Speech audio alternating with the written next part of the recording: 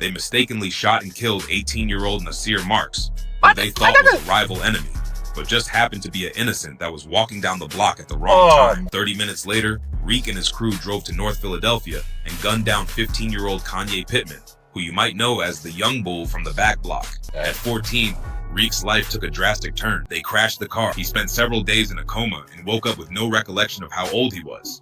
The crash left him with multiple facial fractures and severe damage to his temporal and frontal lobes, the parts of the brain that control emotions and decision-making, which might have played a role in the crimes he would go on to commit. Doctors warned Reek that he needed significant recovery time.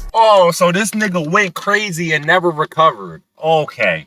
It's all making sense now. Why didn't you go get that help, Reek 1200? Developing now, a 15-year-old shot and killed in North Philadelphia. Police say 15 years old, multiple times on the 2500 block of Sydney. They get younger and younger. Officers rushed the young teenager to Temple University Hospital, where he later died. Bro. No one has been arrested.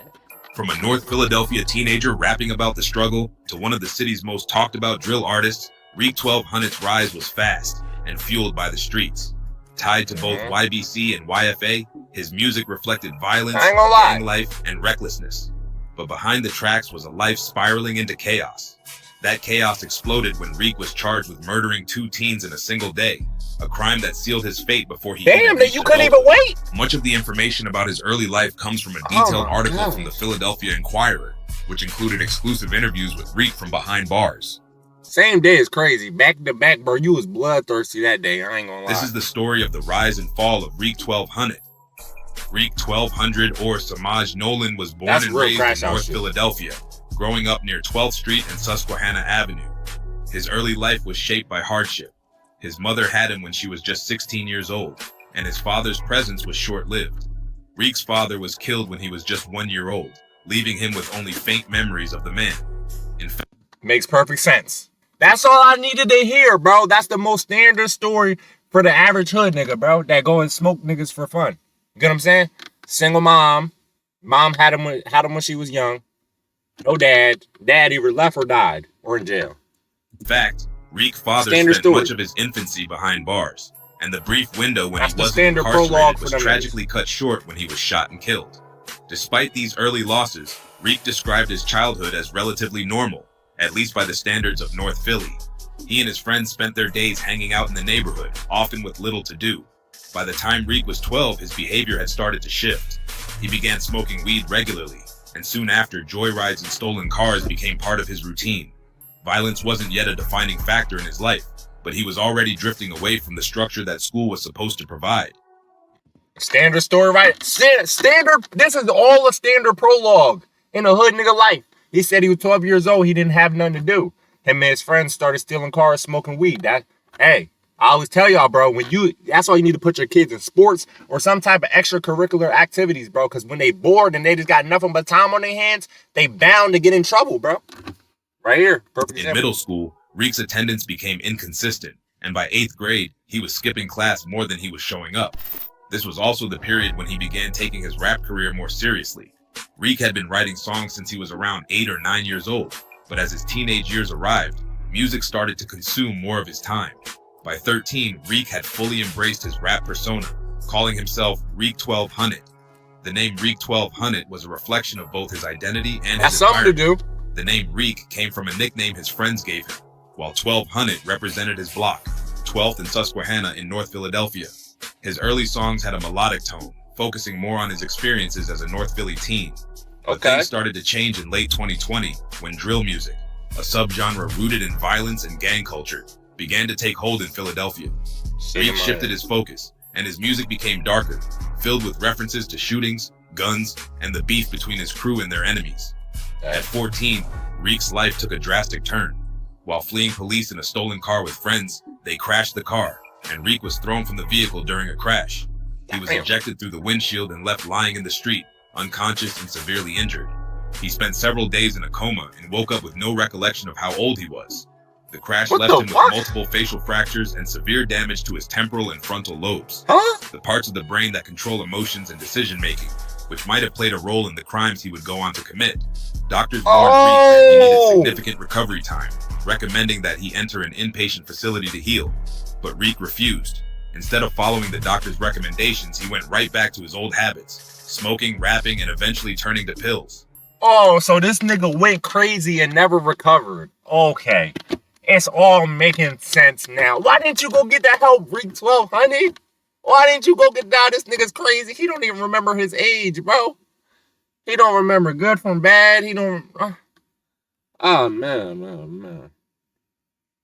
At 15, Reek witnessed a shooting that marked a major turning point in his life. He and his friends were hanging out in a park when an argument broke out. One of the teens pulled out a gun and shot someone in their group. While the victim survived, the aftermath tore Reek's social circle apart. Trust was gone, and paranoia crept in. Reek believed he couldn't rely on anyone, so he started carrying a gun. It wasn't long before the violence escalated.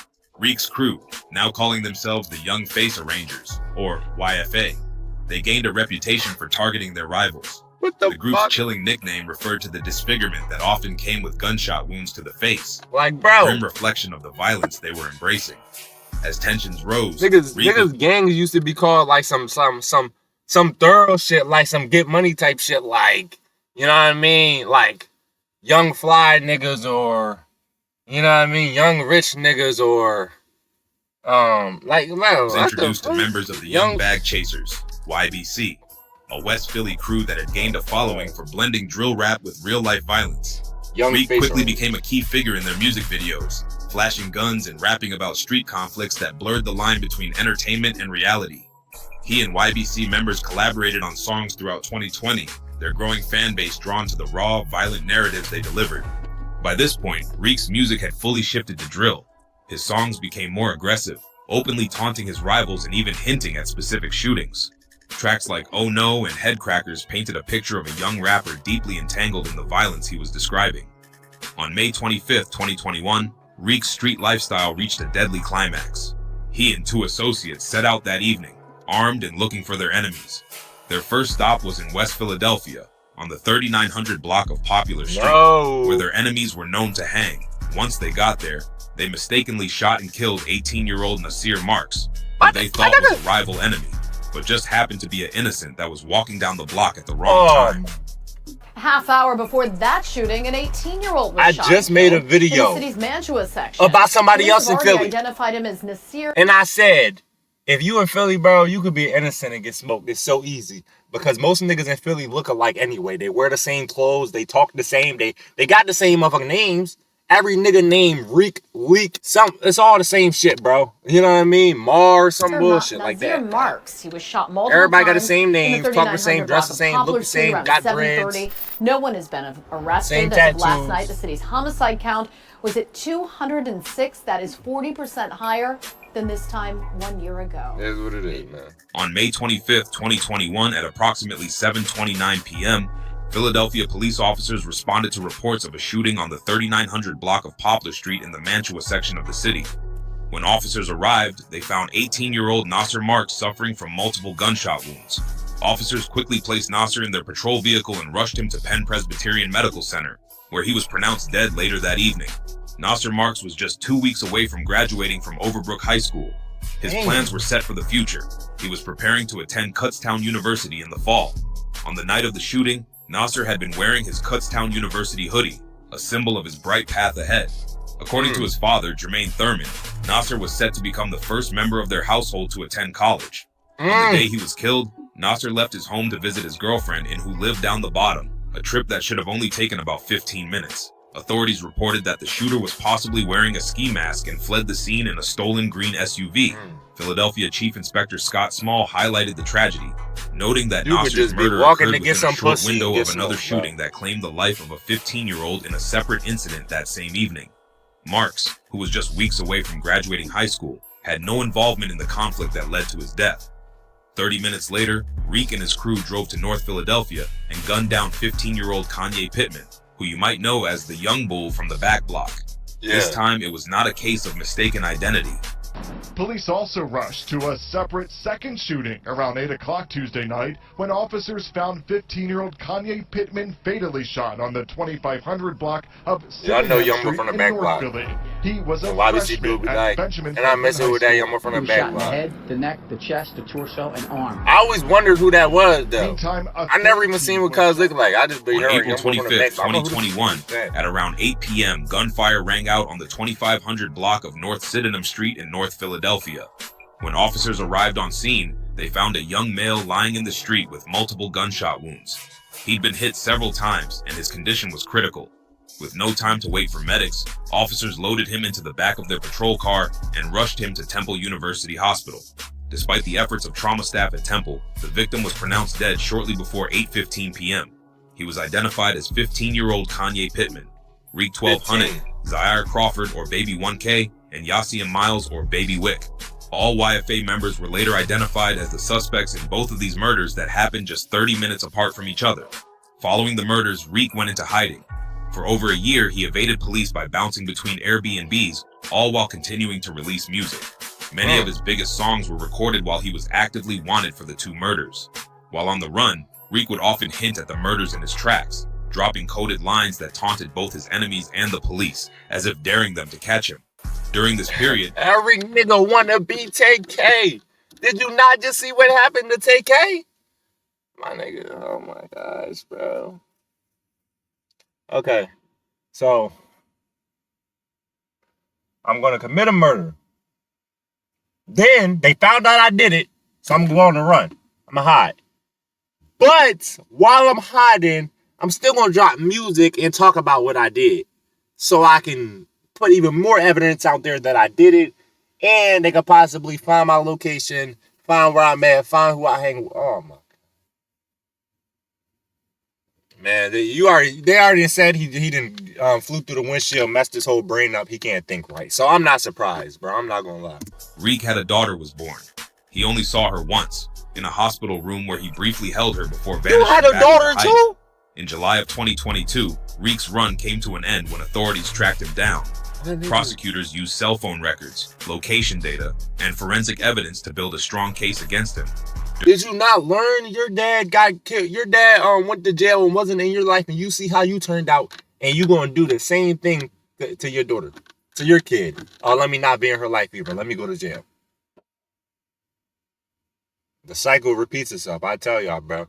That's why parents, y'all a big influence on y'all kids, bro. Y'all gotta make sure y'all right, bro. Because if you're not right, bro, you only gonna influence your kids to do the wrong shit too, bro. During the trial, Reek insisted that many of his lyrics, even those that seemed to reference his crimes, were fictional. A lot of songs, we'd be saying stuff that never even happened, Reek claimed. It's just to make the song sound right.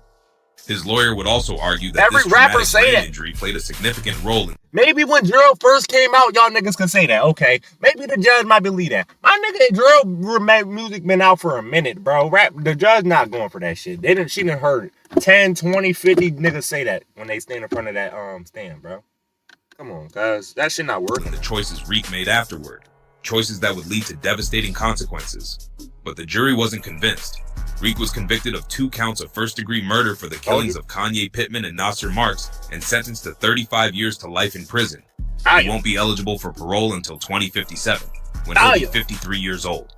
If you're into stories like this, real cases, real events, and the deeper context behind them, make sure to like the video, leave a comment. So you can't even possibly get out till you 57, cuz. You damn near gone at that point. Your whole life wasted, bro. For what? A year or two of clout and fame.